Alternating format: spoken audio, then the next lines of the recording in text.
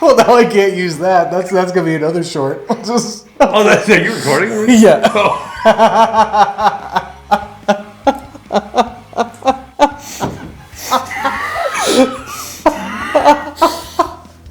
Give me just a second. What's happening, party people? Welcome to Punchboard Party. My name is Daniel. This is Father Greg, and we are doing our top 100 board games of all time for 2022. We're getting into it. We are just shy of 50. Halfway point. We are going 60 to 51. Whoa, we're halfway there. Oh, living on a prayer.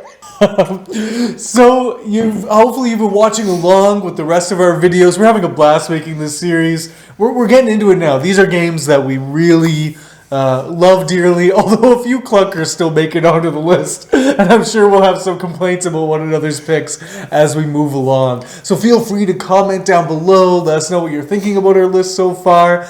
And join us as we begin. So why don't you start us off this time? Okay, my number 60 is a new 2022 game, I think, which came out.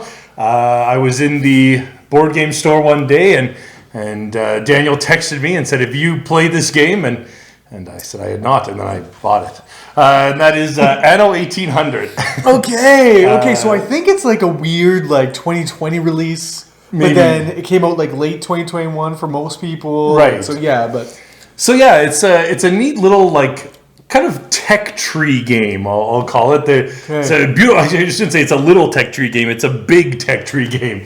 So you start off with all these cards, all these contracts that you're trying to fulfill. And some of them are easy. It's this person wants some clothes and some sausage. And you're like, oh, well, I can make pigs already. So all I need to do is put the pigs into a sausage plant and we'll be good to go.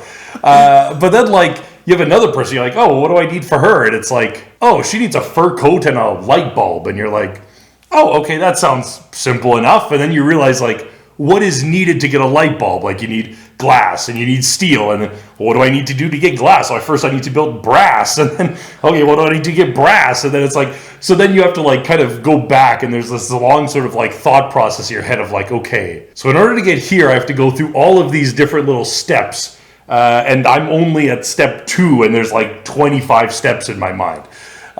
So that's a really interesting experience. I don't think I have a lot of games that feature something like that. That's something kind of unique. It's based off of a video game. I don't think I even knew that at the time I bought it. Yeah. Which that's very common theme in video gaming of you get this thing and that enables you to get things later. Kind of a little bit like Seven Wonders, where you buy a card in the first age and in the second age that might give you some sort of ability. So kind of like that, but stepped up into a much heavier but a really good quality Euro game. All right, my number 60 is Seasons.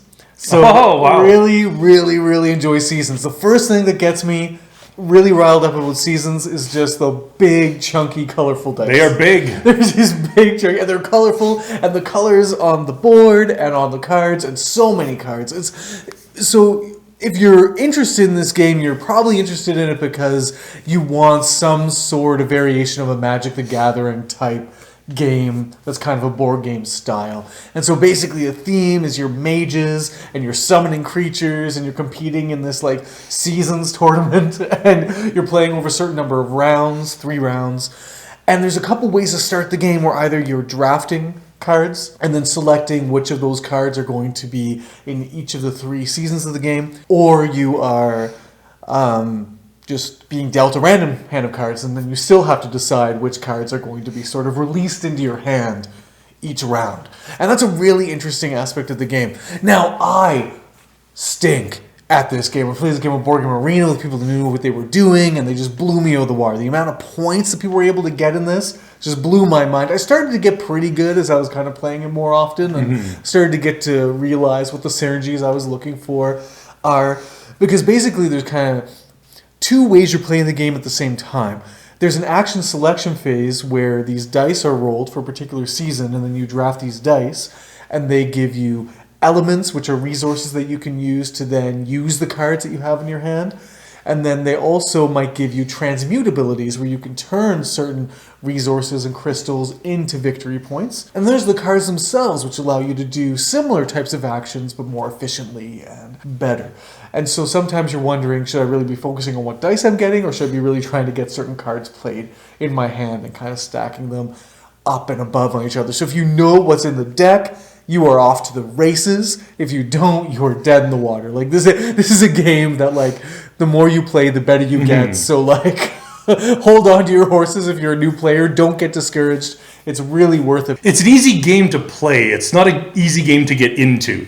Right. Yeah, you're right. You do need to kind of like know some of the cards or some of the kind of available synergies, the kind of cards that you might be looking to pair with other cards or to keep in the same age or whatever. Yeah, that's a big part of it for sure. Yes, yes. Cool. My number 59 is a game that you have on your shelf, and that's a game that involves a little bit of player interaction. Maybe not that much Take That, but certainly you're in each other's business all the time, and that's Imhotep. Oh, baby. So Imhotep is... It's Take That. Don't even. Well, what I mean is, like, so mean. There are some games where it's like, I have a card that directly hurts you. I play a card, it's like, you lose 5 cards or whatever, like something that hurts you. But Imhotep is something different where you're putting, on your turn, you like either put a cube onto a boat or you sail that boat to a port. You don't have to sail your boat to a port. You can sail a boat with your cube, opponent's cubes, both of your cubes, like 3 different players' cubes. You can sail them all and you can put them into whatever spot you want. And sometimes you put a cube on a boat hoping that it goes to, you know, port 3, but it doesn't. It ends up going to the obelisk and you're like, I don't want it there. That's the most useless place for it. But that's kind of the idea, is like but you're always kind of happy because, like, none of the ports are bad. So no matter where your cubes end up, it's like, okay, I got 1 point instead of 4. That's unfortunate, but you know, it's like it's not a direct like attack on the person. So it's a little bit more of like a gentle style, but it can still make you pretty darn angry. That's for sure. It is best laid plans, right? Like the board game, where because you also get to choose where on a particular boat you place a cube. That's right. So when it gets to port, they come out in a particular order, and sometimes that really matters on some of the areas, because it's basically different area majority scoring on the different port areas is kind of by and large what it is. So it matters what order some of the cubes come in. And so you can kind of set things up perfectly where it's like, okay, if that gets there, boom. And then it just goes to the market where you get to draw a few cards. And you're like, well, and those cards, but you're right, those cards could be good. Like, everything is okay. There are, as the game progresses, a couple of the areas become stinkers. Right. Because people haven't really worried about them, or you haven't worried about them. So it can become a little mean there. But yes, I love Imhotep. I think it's a masterpiece. And if you have gamers in your group that have thick skin, this is a really fun game to play with them. Yeah. And I think it does get more intentionally mean than Father Greg is letting on. I think there is like you look at the opponent as you're sending their boat to a place you know they don't want to go. Like, for sure. Oh, absolutely. Like, this game will infuriate you. Don't get me wrong. This game can, but it's not like, it's a direct hostility. It's more like passive aggressiveness. It's like, I'm just sailing this boat around to the spot. And it's like... That's right, exactly. That's for not doing the dishes. All right, my 59 is Ghost Stories.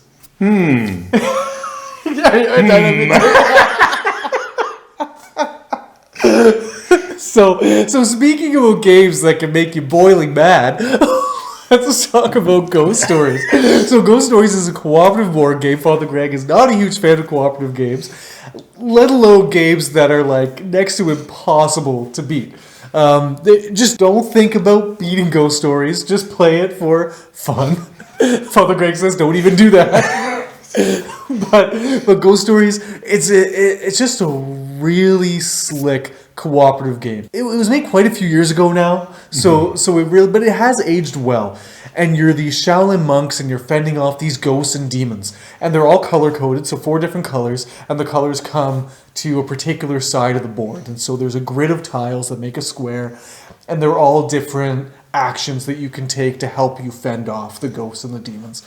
And you're basically trying not to let a particular side get overrun, and if it does get overrun, then the tiles that you use to do your actions with get flipped over, and so you can't do actions anymore, and that's going to happen every game, and just the game gets harder and harder as you're losing more and more ground. And there's a few special abilities that you can do to flip tiles back over and kind of get your footing again. But really, it seems like an impossible task where it's just like, they're coming and there's no way to stop them. So it's more like it would be better just to kind of put a timer on and see how long you can survive as opposed to trying to beat the game. However, so much fun. Like, because it's so difficult, I've had so much fun just staring around the table with my teammates, just like sweating, trying to figure out how we can possibly get out of this situation and not finding any way to get out of the situation. And then needing like one card to be flipped or a card not to be flipped or a dice to be rolled that needs to be rolled. And when it is, just the jubilation. And when it isn't, the just pure anger. I actually sold this game after a game of Ghost Stories because it was so infuriating. And then I thought back to that game and was like, actually, that was really fun and like a really good memory.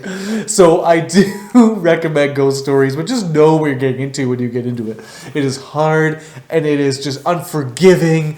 It's an insatiable beast. Right, yes.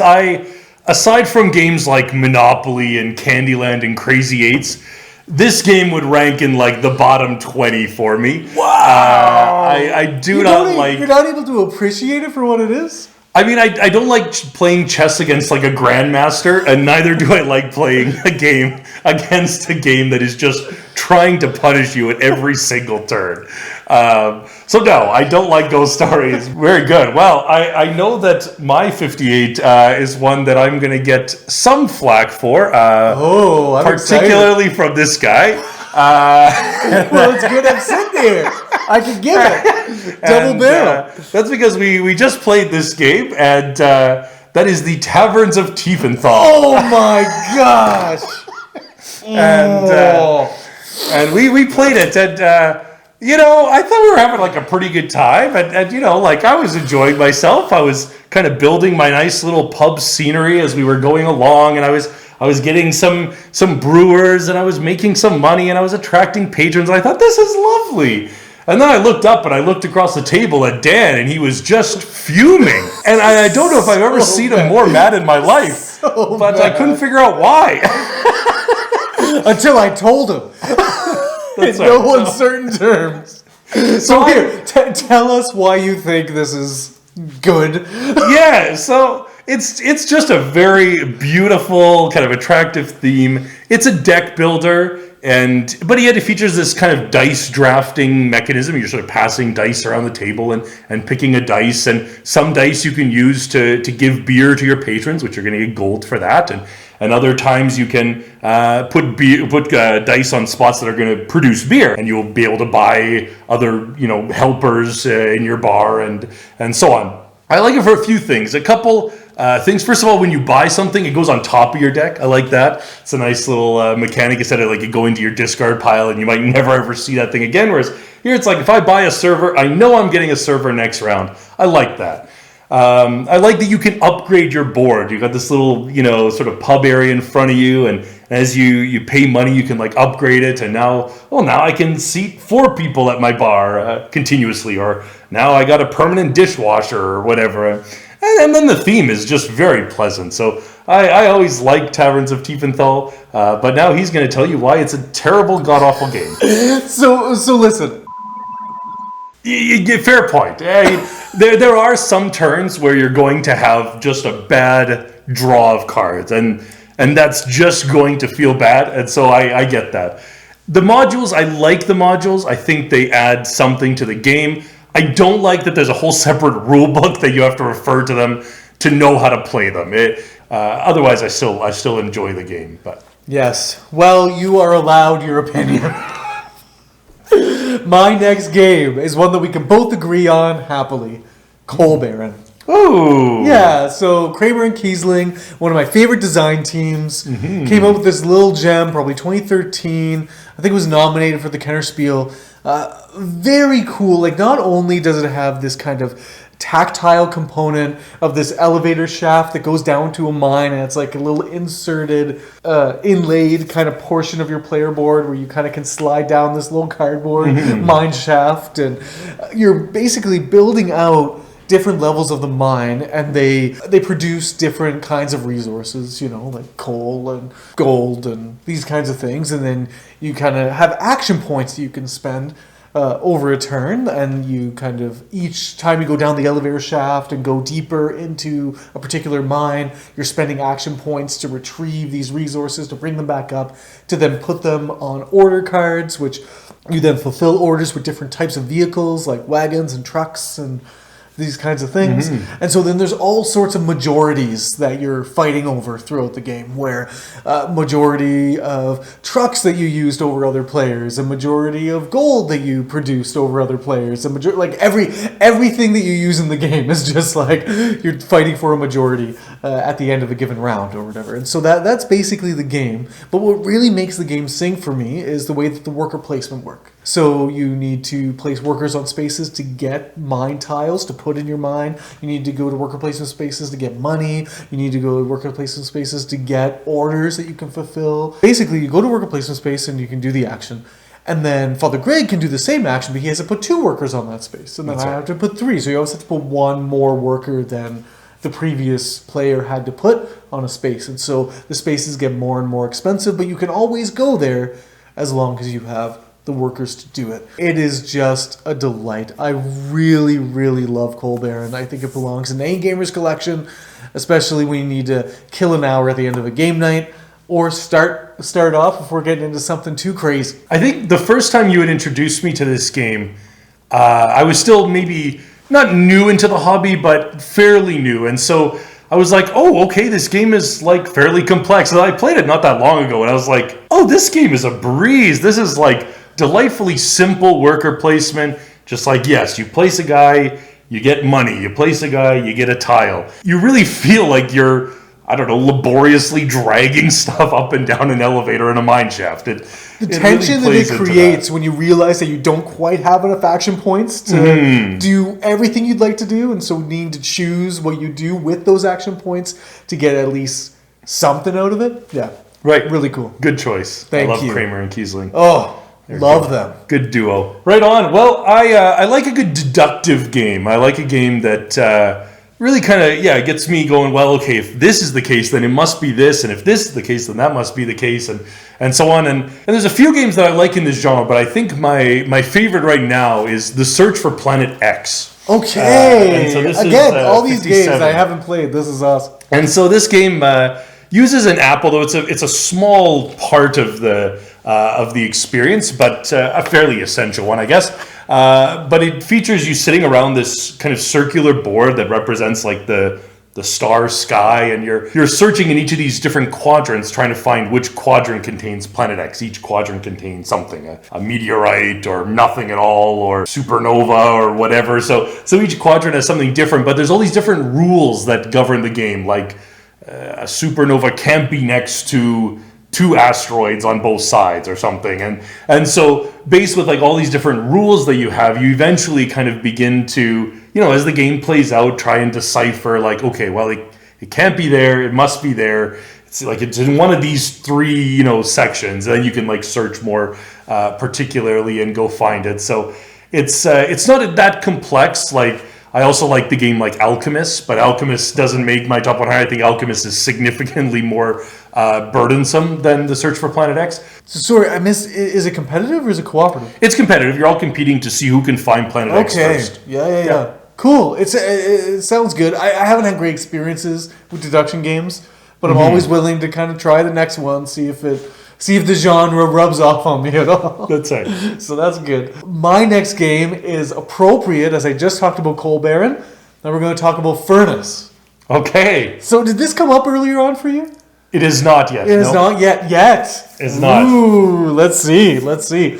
So Furnace, a fairly new release. This is a really cool, again, fits in that 45-minute, hour playtime. And basically the thing that really makes this game sing for me is the auction mechanism. And I would call it more of a worker placement or action selection mechanism more than an auction. But basically what you do is each player has 4 discs, and there's a row of cards, and you're going to place a disc on a card and then do that in turn order until everyone's placed their discs. And there's a couple rules, like you can't put a disc of the same color on a card, and you can't put the same disc of the same number on a card.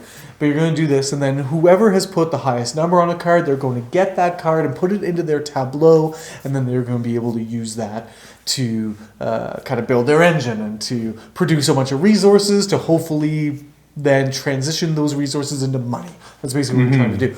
But if you don't collect the card, if someone else had a higher disc on that card, then you're going to do the top action of the card, which is usually, it can let you transfer some resources into other resources, or transfer some resources into money, or it can just give you resources.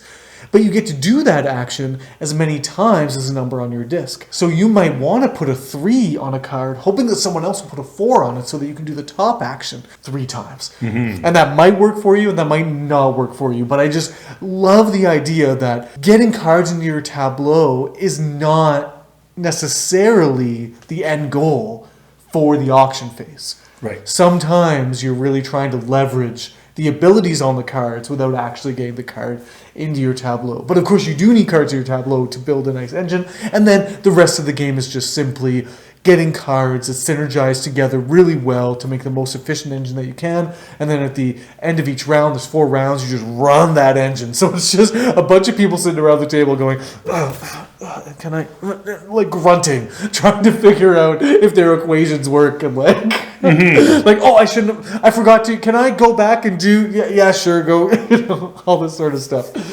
Very cool game though. I really enjoy it. It is a beautiful exercise in efficiency. To make the game go well, you want to use up every single resource you're producing. So every time you're taking a card, you're like, okay, I got 8 coal and 3 steel. Now, how can I use those 8 coal and 3 steel this turn to turn them into something better? Like, because every time that you have unused resources, you just feel bad.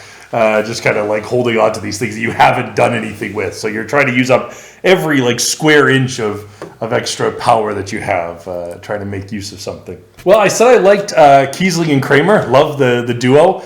And I think one of the first games that I played whereby I played a lot of games, but I never really pay attention to the designer. But after I played this game, I was like, who designed this game? When I found out Michael Kiesling designed it, I was like, okay, he is now like, I am going to check out his games all the time. And this is a game called Vikings. Wow, Vikings made it. Yeah, so I was saying that Dan introduced me to this game, and unfortunately I think he got rid of it. I did. I certainly did. And so I remember it only in like sort of brief hazes, exactly, but what I remember is like there's these different rows of colors, and so you're placing these workers, these different Vikings. I don't know, they're like warrior Vikings, or they're merchant Vikings, or they're sailor Vikings. They're red, blue, yellow, green. I don't know, like whatever the colors are. The theme's not particularly strong, perhaps, in this game, but you're placing these in these like rows, or these columns rather, and each worker is going to do its ability, but only if there's like a blocker to protect them. Otherwise these like ships come and they attack, and so if you don't have like somebody up in the front layer like protecting them, then your yellow worker Viking won't be able to produce any resources. Or maybe they're not even Vikings. Maybe you're like Englishmen and the Vikings are invading you. Yes. Anyways. Yes. Yeah, I think so. The point is, it's a really like beautiful, like beautifully in its mechanics Euro game. Yes. It maybe not beautiful in its presentation, but it really kind of it has that old sings Euro like early 2000 art style of That's right. that genre. It's great, Like what I love about this game is the rondel. I love a good rondel game. That's kind of the centerpiece of the game. That's how you get the tiles to put them into your play area. And you're also trying to make like longest islands and things as well that you're trying to connect together in that in your own little play area. But again, just this sort of rondelle situation where you're hoping you pay a certain amount of coins to go around the rondelle to pick up the tile that you're really looking for. Maybe you'll go just a little bit. And then there's Vikings of different colors, and you need them for different reasons, and you're trying to scoop those up as well. I just remember playing this game, and there's some games that you look at your top 100, and you're like, oh man, I know how to, I remember this game. Like, I remember having a great time. I can't tell you all the rules about it. I can't explain them in detail, but I remember playing this game and just being like, oh, that's really nice. And so, Vikings. So I'm talking about my 56th favorite game of all time, and this is Fantasy Realms.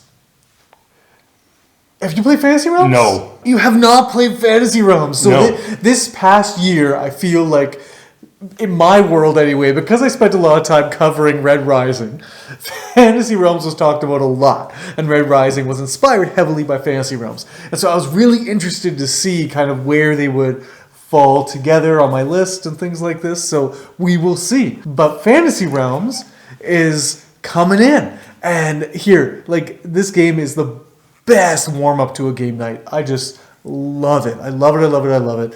You got a very simple concept. You got a deck of 50 some odd cards. There's like 7 suits or 10, too many suits, but there's like leaders, and there's like fantasy creatures, and there's lands, and there's armies, and there's all these different things. And basically the cards score points in all sorts of different ways based on what other cards are in your hand at any given time. And so on your turn, you pick up a card from the draw pile or from the discard tableau. There's a discard tableau, and so you pick up a card into your hand and then you discard a card into the tableau.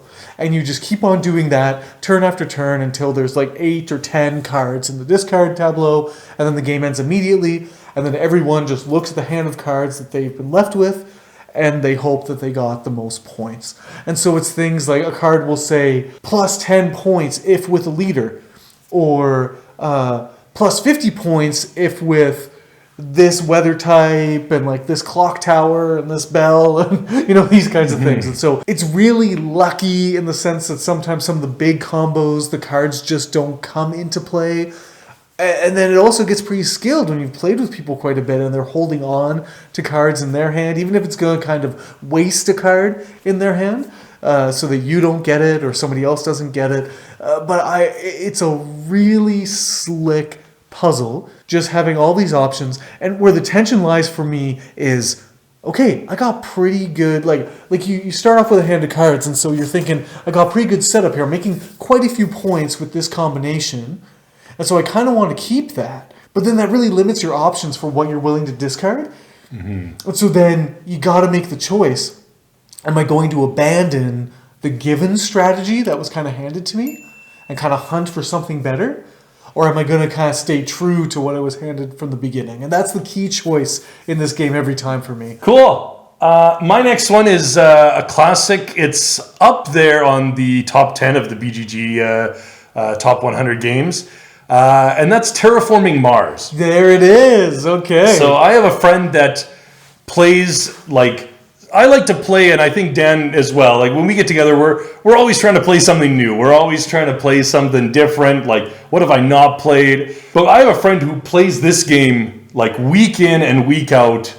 Like, he has played this game I don't know how many times, and he still comes back to it. And I think there's something in a game that can do that can last, like, that has that kind of staying power. So basically, yeah, you're drafting cards, you're paying those cards, you're putting them in Tableau. There's lots of different types of different strategies that you can go at, but it's a kind of nice advanced card drafting system that sort of plays out, and with a nice kind of scientific layer on top of it, where you're trying to terraform Mars, and you're trying to increase the oxygen level, and you're trying to build lakes, and then you're trying to raise the temperature. That's the other thing you're trying to do, and you're playing all these different cards, and then your little, like, I don't know, board has all these little things, like you produce power, but then every power that you don't spend turns into heat, and you get these things that are like currency, but you can only spend them in certain areas, and so you got this little tableau, and it's full of these cubes, and they're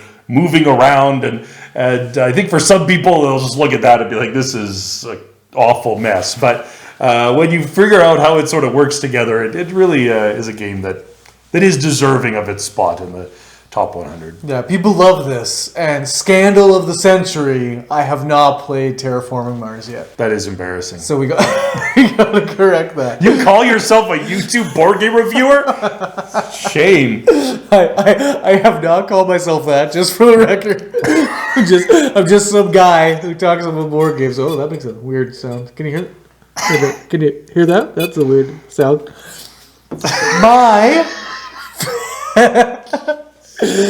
Just distracting from my shame. My 55, Red Rising.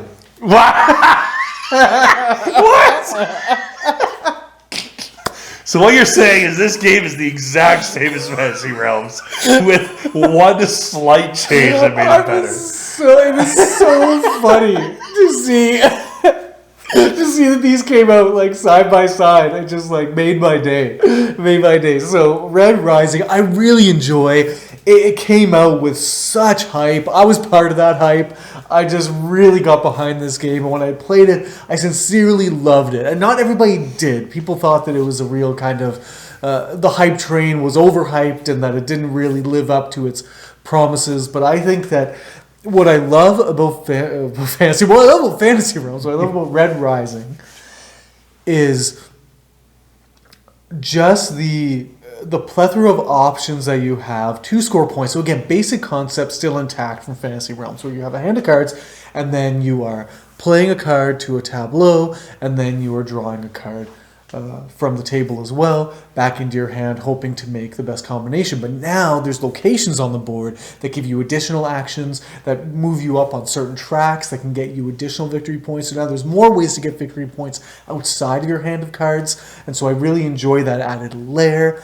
But what I really love is that every time I get a hand of cards at the beginning of a game, my brain just ignites with possibilities, especially when you've played the game a few times and you kind of know what's in the deck and you know what you can use these things with and for. And I do find that the color-coded nature of Red Rising makes it a little easier for me to follow and kind of have a feel for what kind of things each color of card does and what I should expect from them. So it's a little easier to follow that way. But just this like sheer delight of like, oh, I can go that way, or I can go this way, or I can do this, or I can do that. And Fantasy Realms has that same thing, but I just think it is underscored in Red Rising a little bit more for me, hence it being one more level. But I really do enjoy Red Rising, and the art on the cards is just gorgeous, really beautiful. That's a good sign that Pub Meeple works. It just, you put it in and it tells you like the exact same game in the exact same spot. So that's good news. No, that's advertising for Pub Meeple right there. Right. No, I like getting that hand of cards. I think the first time I played this, I had no idea what I was looking at. That is a disadvantage. I was like, I need Thrasymachus. Who the hell is Thrasymachus? So I'm like waiting for him to come up to see if that's even a card that I want. I mean, I know this card works well with him, but I'm like, I don't know who he is. Where is he? He doesn't show up the whole game. You're right. And so, yeah, just playing with all those. But interesting, like, this card synergizes with this card, but this card doesn't synergize with this card. This card scores negative points. It's like, oh, boy. Well, I need all three of those cards in my hand to make this kind of thing work. And, yeah, a neat little interesting game. My next game is another designer that I'm on the lookout for, and if I see a game that he's made, I'm like, okay, I got to give that one a shot. This was the first game that I played of his. This is Benjamin Schwer, and that is Crown of Amara.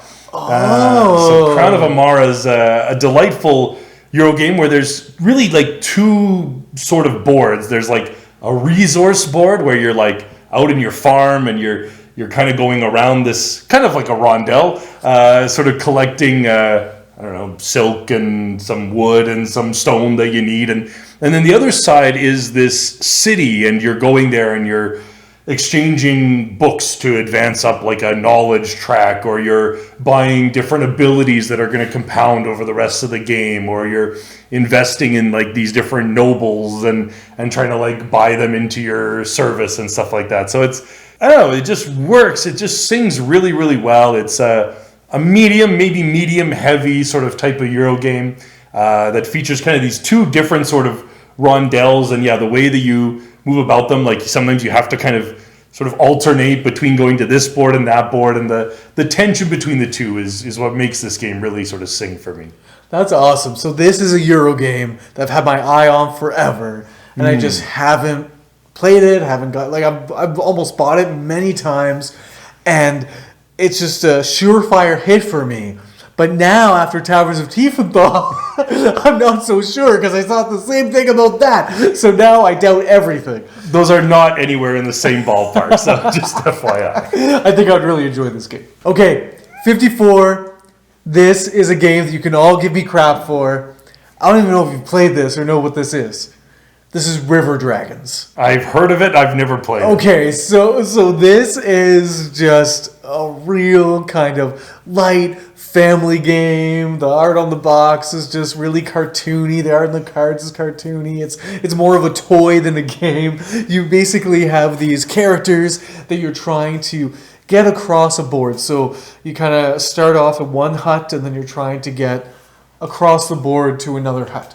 But there's all these stones, and there's rivers between blocking your way. And so you have these actual like wooden bridges of different length that you play cards to place those bridges over the stones.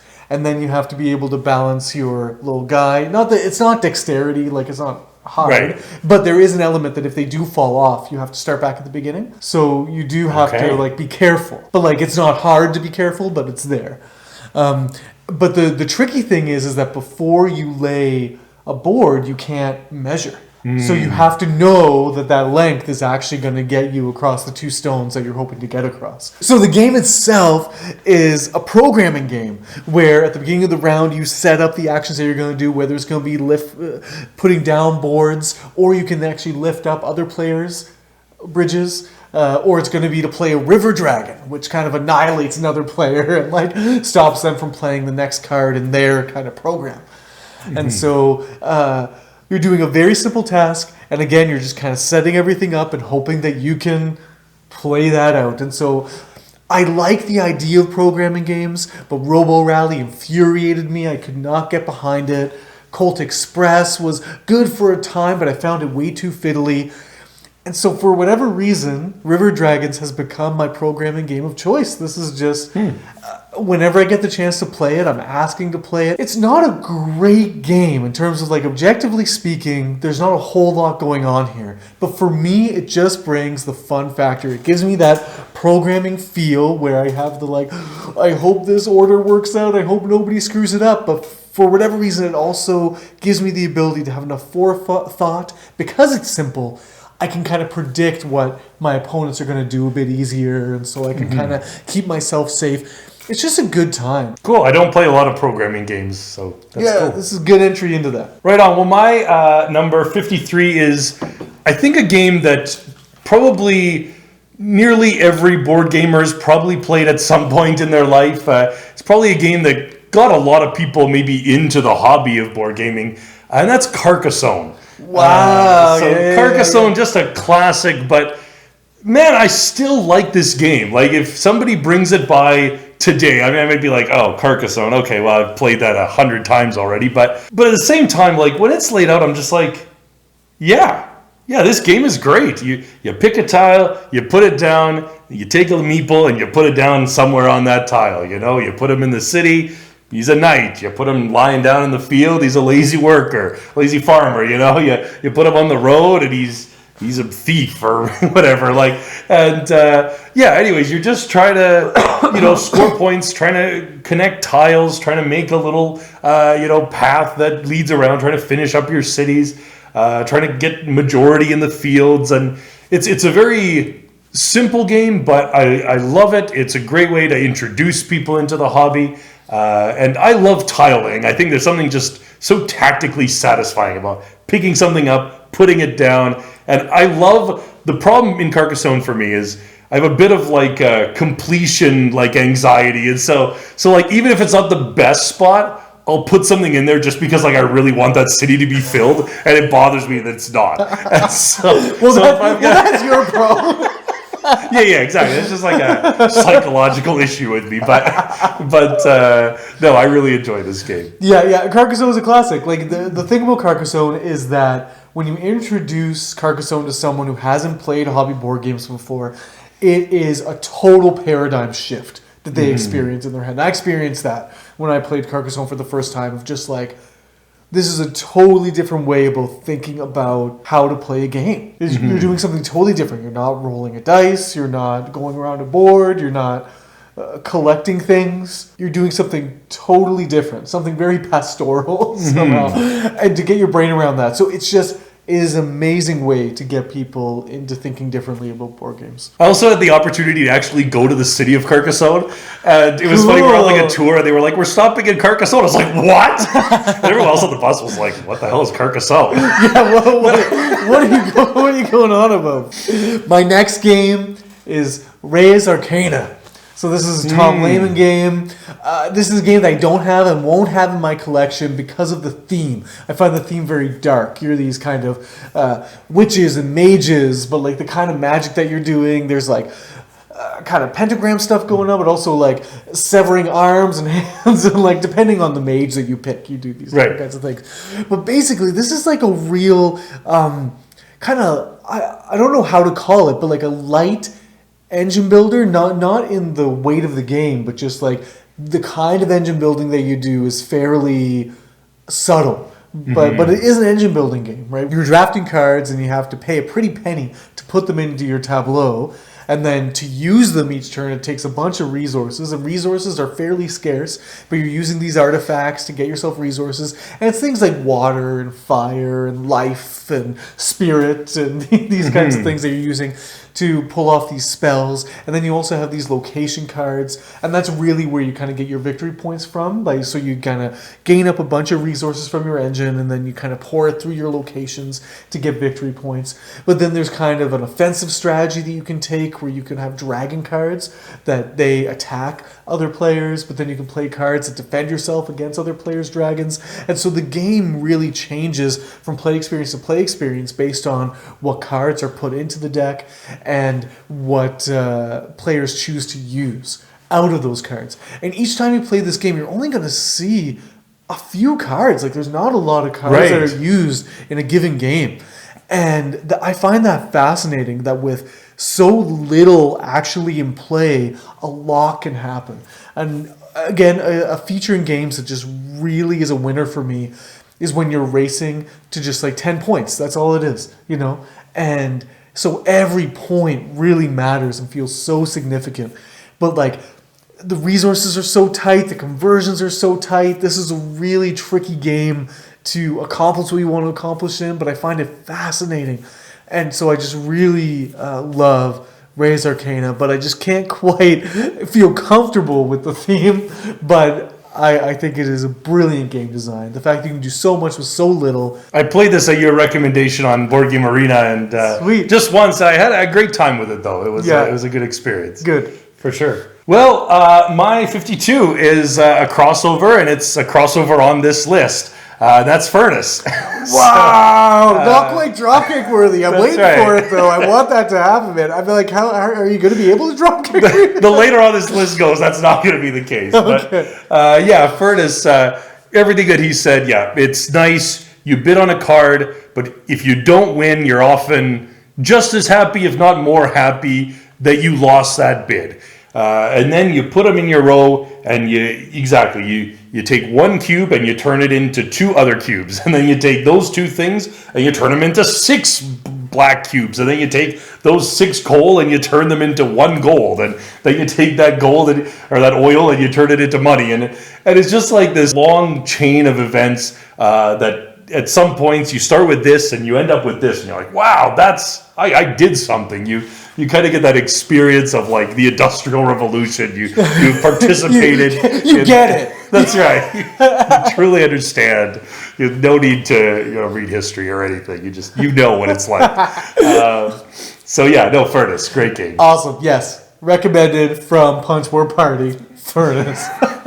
They'll put our seal of approval right on. That's right. We need to figure out what our symbol is for that kind of stuff. Maybe like a camel or something.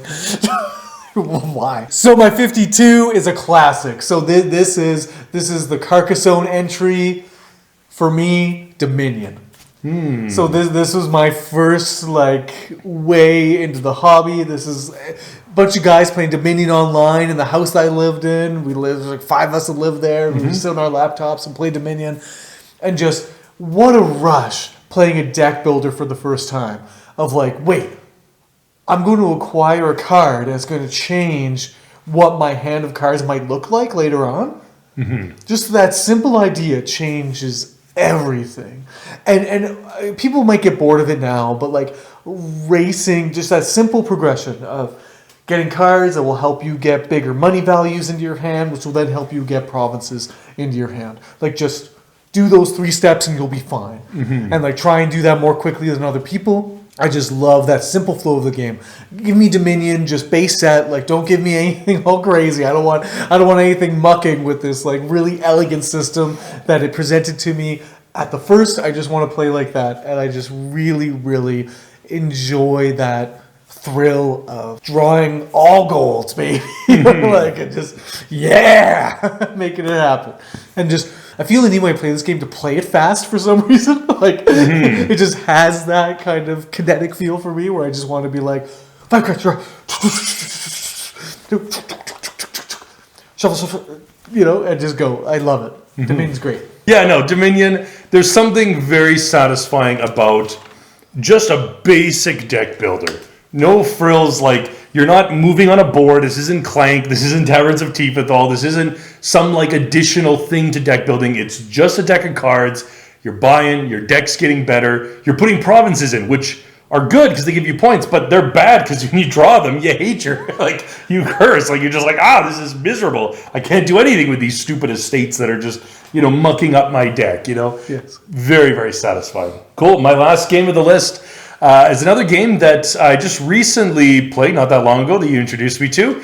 A very small game, comes in a little tin, and that is Codex Naturalis. Yes, I was actually heartbroken that it didn't make it onto my list. I was devastated because I thought that I liked it a lot. So yeah, it's just a simple deck of cards, but there's the cards are very beautiful. First of all, some of them have this gold foil on them. That's just a really beautiful, really nice attractive presentation. touch. And then you just start playing them in this kind of tableau, and you place the corner, your cards onto the corners of other cards, and you kind of build them out in this diagonal web, and you're trying, and then the more cards that you place are going to give you more symbols, and certain cards are going to require certain symbols for you to place them. And there's and then you can draw from these 2 decks of cards, and some are fairly simple cards, but some of them are advanced cards, and so you're kind of picking okay, well, I know I'm going to need a lot of symbols if I draft from this card. So this is going to require a bit more investment, but it's going to be a better card, but it might be a bit trickier for me to use. So just that kind of that engine of playing it out, and you're playing with these different colors, blues are all animals and oranges are fungi or something. And you're just kind of building up this natural, I guess, I don't know what the theme is. You're building up a directory of various things that you found. You're cataloging nature, man. That's right. But the frustrating thing is that you're covering up symbols as you're placing cards out in your tableau because you have to overlay cards. That's right. And so you're kind of a little bit, again, of that 2 steps forward, 1 step back a bit when you're... But you can plan for that, and you can make it work. And it's just one of those games that you pulled it out and we played one game, and right after it was let's do that again. Yes, yes. Absolutely. Let's just play it again. Last game on the list, Phil Walker Harding, Cacao. Okay. Yes, so Cacao, this is my Carcassonne replacement. I actually don't know where Carcassonne lands on my list. It might be higher than this, but I love the vibe of Cacao because I love me a good sort of worker placement, but this does have that kind of Carcassonne feel where instead of actually placing a worker and claiming a way to score points, the workers are actually on the tiles themselves. And so then the tiles will have resources like cacao or victory points or temples, and each of the tiles kind of score or give resources in different ways. But the amount that you're able to use that tile is the amount of workers that you can create by placing that tile. So you place a tile to the tableau and you've now connected 2 workers. And so you can do that thing 2 times. times. Or you connected 3 workers and you connect 3 times. So I really like you're just working with tiles, but you're kind of worker placement-y and you're kind of action selection-ing. And it's neat because unlike Carcassonne, you actually do have 3 tiles in your hand at a given time to kind of choose from. And again, that might get gummed up because you might just not want to play one, so you might kind of be like, oh, your options might not be as big as you want them to, but there is still a bit more options than Carcassonne, where you're just, taking a tile and placing it, hoping that it works out for you. This, you have a bit more flexibility there, but a really solid entry into that style of game. Phil Walker Harding. Love me some Phil Walker Harding. Darn tootin'. All right, so those are our 60th favorite board game of all time to our 51st favorite board game of all time. Let us know what you think down below. Thank you for sticking with us. Thank you for watching these videos. Please like the video. It helps a lot. Share the video with friends on your social medias. Just say, you know what? These guys are getting annoying, but I still like them okay. And then share our video. I think that could be a good way to do it. And please subscribe to the channel if you're not already subscribed. If you stayed around this long, I really hope you are subscribed, because that's commitment, man. I like that. So, until next time, party people, have the best day.